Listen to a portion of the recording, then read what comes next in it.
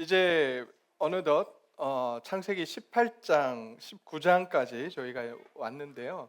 제가 요즘 그런 생각을 합니다. 제가 요즘 수요일 날 그 성경 익스프레스라고 하는 그 교재로 우리 성도님들하고 같이 성경 전반적인 내용들을 이제 성경의 개관을 지금 하나씩 해가고 있는데 그걸 하면서 느끼게 되는 게 뭐냐면 제가 좀 놓쳤구나. 기본적인 것들을 조금 더 강조하고 기본적인 것들을 좀 나누고 또 이렇게 함께 다시 한번 복습하는 그런 시간들이 있어야 됐는데 그게 없었구나라고 하는 생각들 다시 한번 하게 됩니다. 그래서 아브라함이 어떤 사람인지 우리가 이제 그 아브라함을 쭉 배워왔잖아요. 그래서 오늘 아브라함에 대한 질문을 몇 가지 좀 하려고 합니다.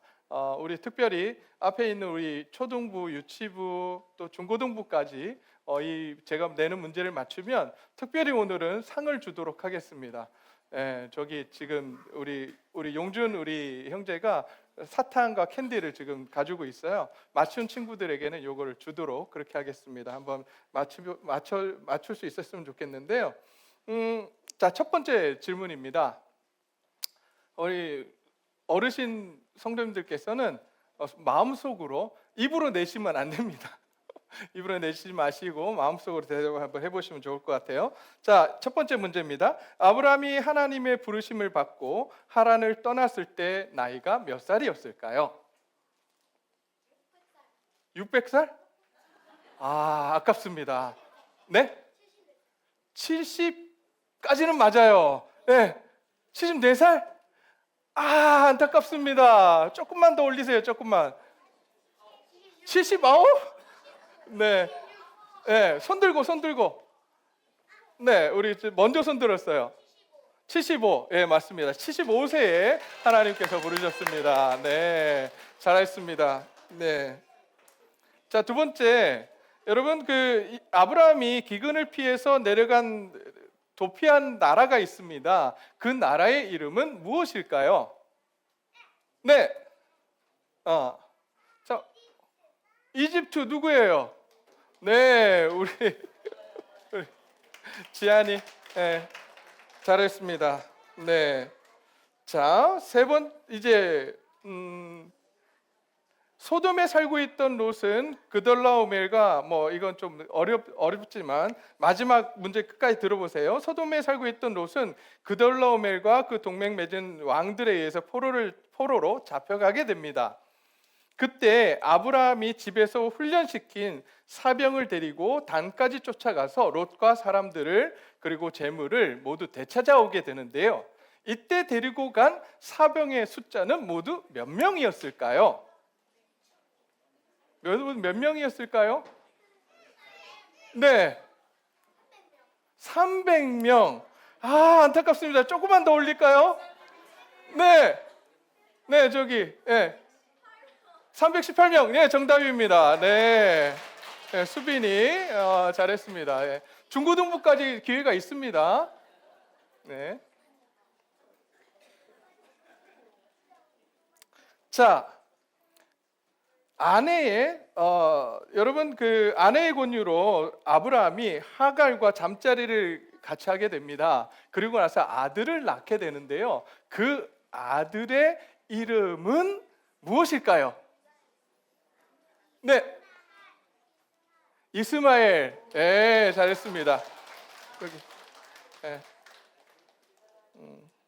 서연이 아주 잘했습니다. 네, 자. 여러분, 그러면 이건 좀 어려워요. 그래서 어른들까지 포함해서 질문을 한번 던지겠습니다. 이스마엘의 뜻은 무엇입니까? 손을 들고 하세요. 자, 손 들고. 네, 줍줍했습니다. 네, 맞습니다.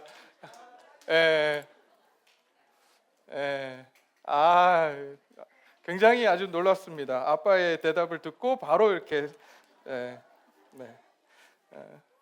자, 이스마엘의 뜻은 하나님이 들으셨다라고 하는 뜻입니다. 자, 그 다음에 하나님께서 아브라함에게 나타나셔서 약속을 다시 한번 확인시켜 주셨습니다. 지난주 우리 설교 내용입니다. 그때 하나님께서 아브라함에게 언약의 증표로 요구하신 것은 무엇이었을까요? 네, 할례. 예, 정답입니다. 예은이. 아우, 잘했습니다. 네, 잘했습니다. 네. 자, 이제 앞으로 배울 내용들을 한번 해볼까요? 여러분, 하나님께서 이제 약속의 아들을 주십니다. 아브라함에게. 앞으로 이제 배울 내용인데, 그 약속의 아들의 이름은 무엇일까요? 네, 이삭. 네, 맞습니다. 아, 이거 예. 너무 쉬운 문제예요. 여러분 잘 들으세요. 그 이삭을 낳았을 때 아브라함의 나이는 몇 살이었을까요? 네, 수민이. 아니, 수민이 아니구나. 우리 저기 다현이. 손들은. 네? 네, 100살 맞아요. 100살. 아유, 잘했습니다. 네. 네. 자, 왜 제가 이런 문제 냈는지 아십니까? 우리가 너무 몰라요. 우리가 기본적인 내용임에도 불구하고 이런 사실들을 우리가 너무 놓치고 있어요. 그래서 이런 기본적인 것들은 중요한, 이게 핵심이 되거든요. 이런 뼈대가 돼서 나중에 우리가 말씀을 기억해낼 때 그것들이 하나하나 이어져서 말씀을 쭉 꿰게 되는 그러한 역할을 합니다. 그래서 이런 것들을 잘 기억해 두시면 좋을 것 같고요. 나머지 못 받은 우리 친구들은 나중에 내려가서 또 받으시기 바랍니다. 네, 문제는 여기까지 할게요. 자, 여러분, 지난주에 우리가 하나님께서 우리에게 비전을 주셨다라고 말씀하셨습니다. 말씀드렸습니다. 하나님의 꿈과 비전 무엇이었습니까? 우리를 통해서 무엇을 이루기 원하신다고요? 세상 모든 민족에게 무엇을 주기 원하신다고 그랬습니까? 복 주시기 원하시는 하나님. 복 주시기를 원하시는 하나님. 나 하나 잘 먹고 잘 사는 것에서 그치는 것이 아니라 나를 통해서, 우리를 통해서 하나님은 이제 온 세상의 구원의 역사와 복 주시기를 원하시는 꿈을 꾸고 계세요. 근데 우리는 자꾸만 어디에다 집중하고 있냐면 나의 삶에 국한되어서 살아갑니다. 나만 잘 살면 되고 나만 편안하면 되는. 그러나 하나님은 그 꿈, 우리의 편안함을 넘어서서 지금 하나님이 꾸고 계신 그 꿈, 하나님이 가지고 계신 그 비전을 우리가 함께 바라보며 걸어가기를, 믿음의 길을 걸어가기를 그렇게 원하고 계십니다. 우리가 그 꿈에, 그 하나님의 꿈과 비전에 함께 동참하는 저와 여러분들이 되시기를 간절히 소원합니다. 그렇게 하나님께서 보여주시고 나서 오늘 본문으로 19장으로 들어오면 우리가 읽지는 않았지만 하나님께서 19장 1절 쪽에 보게 되면 하나님께서 다시 나타나세요. 근데 이번에는 어떤 모습으로 나타나는가? 18장에서는 아마도 꿈에서 환상으로 하나님께서 말씀을 하신 것 같아요. 근데 이제 19장에 넘어오니까 사람의 형상을 입고 사람의 형상으로 하나님께서 이 땅에 오셔서 지금 아브라함에게 그리고 사라에게 나타나십니다. 아니, 도대체 왜 하나님은 다시 또 나타나셨을까? 한번 약속하시고 하나님의 꿈과 비전을 주셨으면 됐지, 이제 또 한번 나타나셔서 지금 아브라함과 사라에게 또 왜 말씀하시고 또 한번 뒤에 오늘 읽은 본문에 보니까 다시 한번 하나님의 꿈과 비전 그리고 아브라함을 선택한 이유를 다시 한번 강조하세요. 왜 이렇게 하셨을까요? 왜 이렇게 하나님은 또다시 나타나셨을까? 그토록 하나님의 꿈과 비전이 중요하다는 거예요. 아브라함에게 주신 그 비전, 하나님께서 주신 그 꿈이 그토록 중요하기에 지금 하나님은 다시 아브라함과 사라에게 나타나셔서 그것을 가르쳐 주십니다. 근데 여러분 그거 아세요? 그 꿈과 그 하나님의 비전을, 그 목적을 이루어가는데 걸림돌이 있어요. 저와 여러분들이 오늘 이 말씀을 듣고 하나님의 꿈과 비전을 내 꿈과 비전으로 삼아야지, 그리고 그렇게 하려고 노력하지만 잘 안 돼요. 그렇지 않습니까? 일주일 살아가시면서 그렇게 꿈을 품고 여러분 살아가셨습니까? 꿈을 품었다 할지라도 그 꿈을 가지고 살아가는데 걸림돌이 우리한테 있었을 거예요. 그 걸림돌이 무엇인가? 다른 게 아니에요. 우리가 하나님을 제대로 알지 못해요. 세상 모든 민족에게 복의 통로가 되는, 복을 주는 복덩이가 되는 그러한 사람으로 하나님 우리를 부르셨는데, 우리가 그러한 존재로 인식하지 못하고 살아가는 것은 첫 번째, 우리가 하나님을 제대로 몰라요. 만왕의 왕 되신 분, 창조자 되신 그 하나님을 우리가 너무 모른다는 거예요. 두 번째, 하나님을 알았는데 창조주 하나님이심을 알았고, 그리고 만왕의 왕 되신 하나님을 우리가 알았는데도 불구하고 안 되는 이유가 무엇인가? 내가 누구인지 몰라요. 우리가 어떠한 존재인지 모르는 거예요. 저와 여러분은 어떤 존재들입니까? 저와 여러분은 어떤 존재들입니까? 네? 어떤 존재라고요?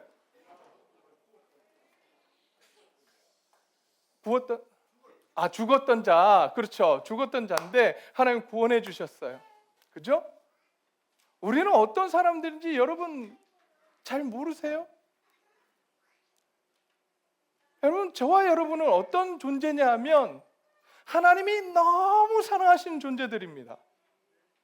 얼마나 사랑하셨어요? 그 아들을 우리에게 주시기까지. 하나밖에 없는 독생자 예수 그리스도를 우리에게 주시기까지 사랑하신 분이 하나님이세요. 우리는 그런 존재입니다. 저와 여러분은 그냥 세상에 살아가는 그런 하나의 그냥 소시민이 아니라, 저와 여러분은 하나님의 눈에 어떤 사람들이냐면 너무나도 소중한 사람들이에요. 너무나도 귀한 사람이에요. 그래서 예수님께서 우리를 피값으로 죄와 사망에서 구원해 내신, 피값으로 사신 그러한 예수님 자리의 사람들입니다. 아브라함이 그걸 몰랐어요. 하나님을 끊임없이 경험하고 이집트에서 경험하고 계속해서 하나님을 경험해 가면서 하나님이 어떠한 분이신지 깨달았습니다. 그러나 자신이 어떠한 존재인지 깨닫지 못했어요. 그래서 이제 하나님이 아브라함과 사라에게 나타나십니다. 인간의 몸을 입고 인간의 형상으로 하나님이 직접 아브라함과 사라에게 나타나셔서 이제 아브라함이 어떠한 존재인지를 가르쳐 주세요. 아브라함에게 나타났을 때 아브라함이 이 세 사람을 극진히 대접합니다. 나그네였는데도 불구하고 처음부터 아브라함이 이 세 사람을 하나님의 천사, 하나님이라고 생각 못했습니다. 그러나 그 당시 문화 속에서 나그네를 환대하는 것이 그것이 문화였어요. 그러기에 이 아브라함은 극진히 대접을 합니다. 그러자 이 사람이 이제 아브라함에게 말합니다. 너에게 내년에 이제 자녀가 있을 것이다 라고 말씀을 합니다. 9절 말씀입니다. 9절부터 잠깐 보겠습니다. 18장 9절. 그들이 아브라함에게 이르되 내 아내 사라가 어디 있느냐 대답하되 장막에 있나이다. 그가 이르시되 내년 이맘때에 내가 반드시 내게로 돌아오리니 내 아내 사라에게 아들이 있으리라 하시니 사라가 그 뒤 장막 문에서 들었더라 라고 말씀하고 있습니다. 하나님께서 이제 말씀해 주세요. 직접 아브라함과 사라에게 나타나셔서 직접 이제 내가 아들을 낳게 될 것이라고 말씀해 주십니다. 근데 너무나도 재밌는 건 그 다음 장면이에요. 그 다음에 어떻게 성경이 기록되어 있냐면 11절 말씀입니다. 아브라함과 사라는 뭐가 많았다고요? 나이가 많았대요. 나이가 많다라고 하는 게 뭐 도대체 중요하길래 뒤를 보니까 사라에게는 여성의 생리가 끊어졌다. 이 말은 무슨 말을 하는 거예요? 아이를 가질 수 있다는 거예요? 없다는 거예요? 아이를 가질 수 없다는 거예요. 아이를 가질 수 없는데 지금 하나님이 나타나셔서 뭐라고 말씀하세요? 내년에 아이 낳을 거야.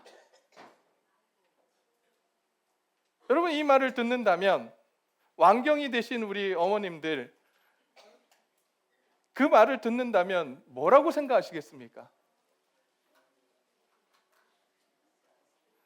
네, 지금 웃으시는 분들 계시네요. 똑같아요. 사라가 그럼 웃는 거예요. 무슨 말도 안 되는 소리를 웃는 거예요.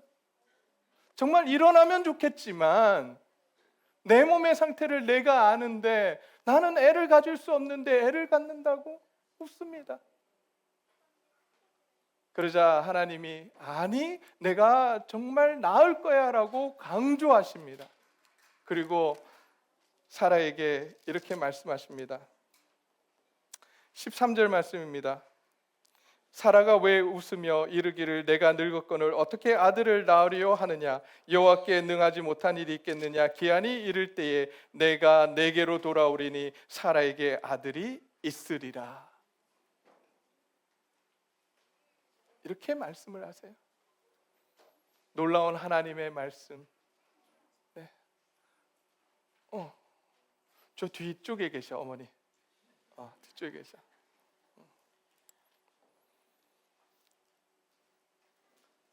하나님께서 아들을 낳을 거라고 다시 한번 강조해 주십니다. 그런데 아들을 주는 이유를 설명해 주세요. 하나님께서 아브라함을 선택한 이유를 이제 말씀하기 시작하십니다. 17절 말씀입니다.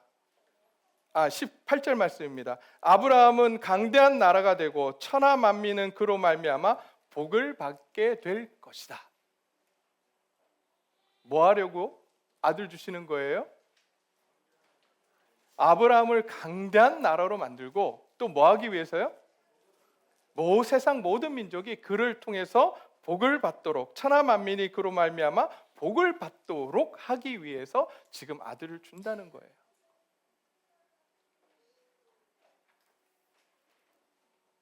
하나님은 이런 꿈을 꾸고 계셨어요. 모든 사람들이 다 하나님의 복을 받는 놀라운 일이 있기를 간절히 소원하셨습니다.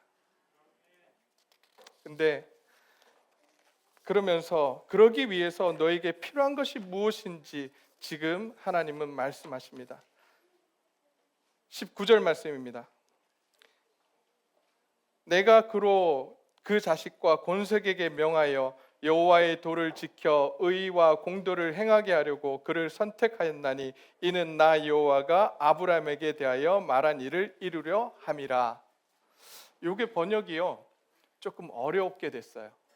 저는 이 글을 읽으면서 도대체 하나님이 무슨 말씀을 하려고 하시는가 잘 와닿지 않았거든요. 그래서 저는 그 세번역에는 이렇게 나와 있습니다. 제가 한번 읽어드릴게요. 세번역에는 내가 아브라함을 선택한 것은 그가 자식들과 자손을 잘 가르쳐서 나에게 순종하게 하고, 자, 하나님께서 아브라함을 선택한 것은 그가 자식들과 자손을 잘 가르치기 하기 위해서 지금 아브라함을 선택을 하셨대요.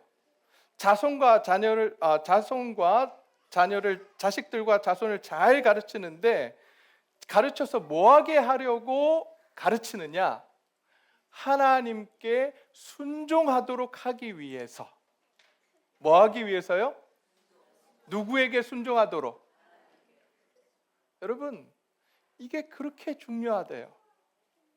저와 여러분들이 자녀를 가르칠 때 무엇을 중점적으로 가르치십니까? 무엇을 가르치세요? 누구세요? 누가 말씀이라고 그러셨어요? 감사합니다. 세상 지식을 가르치는 것도 중요합니다. 근데 정말 우리 자녀들에게 오늘 하나님께서 우리에게 주시는 말씀은 무엇이냐면, 너희 자녀에게, 너희 손자에게 가르쳐야 될 가장 중요한 것은 무엇이냐면 하나님의 말씀이래요. 그 하나님의 말씀을 가르치는 이유는 무엇이냐면 하나님께 순종하는 삶을 살게 하려고 말씀을 가르치래요. 저와 여러분들이 그 일을 행하기를 소원합니다. 우리 자녀들에게, 내 손자들에게 하나님의 말씀을 가르치는 할아버지, 할머니들이 되시기를 간절히 소원합니다. 아멘 안 하시는 우리 집사님들은 뭡니까? 다 아멘 하실 줄 믿습니다. 그러면 질문은 그거예요. 그럼 어떻게 우리 자녀들에게, 우리 손자들에게 말씀을 가르치실 겁니까? 어떻게 가르칠 수 있을까요? 주일학교에서 다 해줄 거야? 맞습니까? 지금 하나님께서 지금 아브라함을 부르시면서 지금 하신 말씀이 뭐예요? 내 자녀와 자손들을 가르쳐라. 누가? 주일학교가요? 주일학교 교사가? 아니잖아요. 누구예요? 부모가. 지금 부름을 받은 내가 가르치라고 하시는 말씀이에요. 저와 여러분들이, 이 자리에 있는 모든 분들이 내 주위에 있는 사람들에게 말씀을 가르쳐야 되고, 특별히 내 가족들에게 말씀을 가르칠 수 있어야 합니다. 근데 내가 말씀을 알아야 가르치죠. 그렇잖아요. 내가 말씀을 알아야 가르치죠. 그래서 제가 다시 성경 속으로라고 하는 그런 세미나를 개설을 하고, 수요 기도회 때 바이블 익스프레스라고 하는 그 책을 가지고 성경 개관을 해드리는 거예요. 지식적으로 채우기 위해서, 내 지식적인 유의를 느끼기 위해서 하는 것이 아니라 이제 우리는 가르쳐야 합니다. 우리 자녀들에게 가르쳐야 되고 내 손자들에게 가르쳐야 돼요. 무엇을 가르쳐야 돼요? 무엇을 가르쳐야 돼요? 말씀을 가르쳐야 돼요. 내가, 할아버지 할머니들이 말씀을 알아야 말씀을 가르치죠. 부모가 먼저 말씀을 알아야 말씀을 가르치잖아요. 아브라함의 자녀가 누굽니까? 이삭이죠. 이삭의 자녀가 누굽니까? 야곱과 에서와 야곱. 야곱의 답이 나왔네. 야곱은 도대체 몇 명의 아들을 데리고 있었어요? 12명의 아들이잖아요. 이 정도 알아야 되는 거 아닙니까? 근데 질문해보면 몰라요. 모른다고요. 근데 어떻게 가르쳐요? 야곱이 어떤 사람인지, 요셉이 어떤 인생을 살았는지 내가 알아야 내 자녀들에게 가르치죠. 내 손자에게, 손녀에게 가르치죠. 저와 여러분들이 말씀을 공부하기를 소원합니다. 그래서 하나님이 주고자 하신 이 복을 받아 누리는 저와 또 이곳에 있는 모든 성도님들, 가정들이 되시기를 간절히 소원합니다. 말씀을 알아야 돼요. 하나님은 오늘 여기서 말씀하셨어요. 이 말씀을 가르쳐서 너희가 그 다음에 가르치는 것에서 그치면 안 됩니다. 가르친 다음에 뭐 해야 된다고 말씀하셨어요? 지키게 해라. 순종하게 해라. 여러분, 그 순종은 어떻게 배우는 걸까요? 우리 자녀들이 어떻게 배울까요? 예? 예. 다들 입으로 내고 싶은데 차마 못 내요. 왜요? 내가 그렇게 못 살거든. 그게 뭐예요? 내가 먼저 사는 거예요. 내가 먼저 말씀에 순종하는 거예요. 근데 저와 여러분들이 그렇게 하려고 하는데 부끄럽잖아요. 저도 이거 목사니까 이 앞에서 하죠.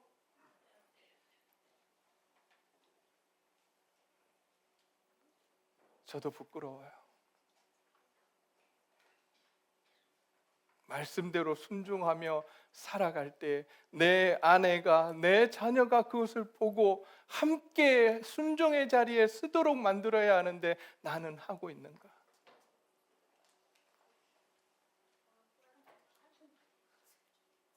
내 자녀에게 나는 공부 안 하는데 책 읽으라고, 공부하라고 하면 자녀들 해요, 안 해요? 특별히 책 읽으라 그러면 읽어요, 안 읽어요? 아빠 엄마가 책을 안 읽는데 읽겠어요?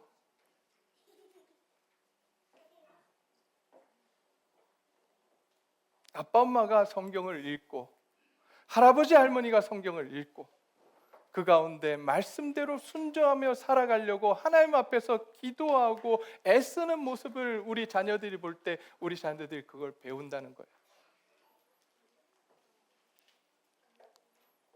그리고 이제 하나님은 그렇게 순종하게 하고 그리고 옳고 바른 일을 하도록 하나님께서 이제 우리를 부르셨다라고 말씀을 합니다. 여기서 옳고 바른 일, 우리 개역개정에서는 의와 공도를 행하게 하려고 그를 택했다라고 말씀합니다. 여기서 의와 공도는 공의와 정의를 이야기합니다. 공의와 정의에 대한 이 내용은 지금 시간이 없어서 다음에 넘기도록 하겠습니다. 어쨌든 하나님은 우리를 부르셨습니다. 자녀들에게 말씀을 가르치고 그 말씀을 가르쳐서 하나님 말씀대로 순종하는 자녀들이 되도록 우리를 부르셨어요. 그리고 이제 그렇게 살아감으로써 그 다음에 우리에게 요구하시는 것이 무엇이에요? 그렇게 우리가 살아갈 때에 하나님은 우리를 통해서 우리 주위의 모든 사람들에게 복 주시기를 원하시는 거예요. 하나님의 은혜를 흘려보내시기를 원하시는 거예요. 그런데 너희가 만약 그렇게 살지 못한다면, 자녀들에게 말씀을 가르치지 못하고 자녀들에게 순종의 삶을 살아가는 법을 가르치지 못한다면 그 후손이 어떻게 될 것인지 하나님은 그 다음에 사건을 통해서 말씀해 주십니다. 20절 말씀이에요. 여호와께서 또 이르시되 소돔과 고모라에 대한 부르짖음이 크고 그 죄악의 심이 무거우니 이제 내가 내려가서 그 모든 행한 것이 과연 내게 들린 부르짖음과 같은지 그렇지 않은지 내가 보고 알려 하노라. 소돔과 고모라에 대한 심판에 대한 이야기를 하십니다. 만약 너희가 자녀들을 제대로 가르치지 못한다면 그 자녀들은 어떠한 모습이 될 거냐? 바로 여기 나온 소돔과 고모라와 같은 모습의 자녀들이 될 거라고 말씀하시는 거예요. 여기 있는 우리 부모님들과 할머니, 할아버님들에게 여쭙겠습니다. 우리 자녀와 우리 손자들이, 손녀들이, 손주들이 소돔과 고모라 같은 삶이 되기를 원하십니까? 아멘 하신 분 계세요? 그래서는 안 되잖아요. 그렇다면 이제 우리가 무엇을 해야 되는지 분명합니다. 그럼 뭘 해야 될까요? 말씀을 가르쳐야 돼요. 말씀을 가르치기 위해서 우리가 먼저 말씀을 배워야 돼요. 그리고 내가 먼저 말씀대로 순종하는 삶을 연습해야 돼요. 하나님 앞에 기도해야 합니다. 그것이 하나님께서 우리에게 원하시는 것입니다. 근데 이렇게 살아가야 되는데 못 살아가요. 안 돼요. 아브라함이 이게 안 돼서 지금 하나님이 나타나셔서 말씀을 하시는데 사실 앞에서 이런 말씀을 하십니다. 여러분 17절 말씀, 18장 17절 말씀 함께 읽겠습니다. 시작. 여호와께서 이르시되 내가 하려는 것을 아브라함에게 숨기겠느냐? 무슨 말씀이에요? 하나님이 소돔과 고모라를 멸망시키려고 하십니다. 심판하려고 하시는데 그 심판하려고 하는 일을 누구하고 의논하시는 거예요? 누구하고 의논하세요? 아브라함하고 의논하세요. 지금 하나님께서 지금 아브라함에게 찾아가셔서 네가 어떠한 존재인지 알라고 지금 말씀하시는 거예요. 하나님께서 하나님의 일을 지금 이야기해 주세요. 의논하세요. 저와 여러분들은 지금 그러한 존재들임을 믿으시기 바랍니다. 하나님이 우리를 바라보시며 그냥 너는 내 말 무조건 내 말대로만 해야 돼 라고 하시는 분이 아니라 하나님 찾아오셔서 우리에게 의논하시는 분이세요. 너는 어떻게 생각하니? 너는 어떻게 하려고 하니? 내가 지금 이렇게 하려고 하는데 너는 어떻니? 그때 아브라함이 어떤 기도를 합니까? 하나님 앞에서 어떤 이야기를 하죠? 그곳에 하나님 100명의 의인만 있으면 제발 그곳을 살려주십시오라고 간구합니다. 하나님은 어떻게 하세요? 그 기도에 응답해 주십니다. 그러자 다시 아브라함이 하나님께 나아갑니다. 50명만 있으면, 25명만 있으면, 10명만 있으면 하나님께서 그 기도에 다 응답해 주세요. 10명까지 내려갔어요. 아브라함이 그러한 존재라고 하나님이 말씀해 주세요. 오늘날 저와 여러분들이 그러한 존재들입니다.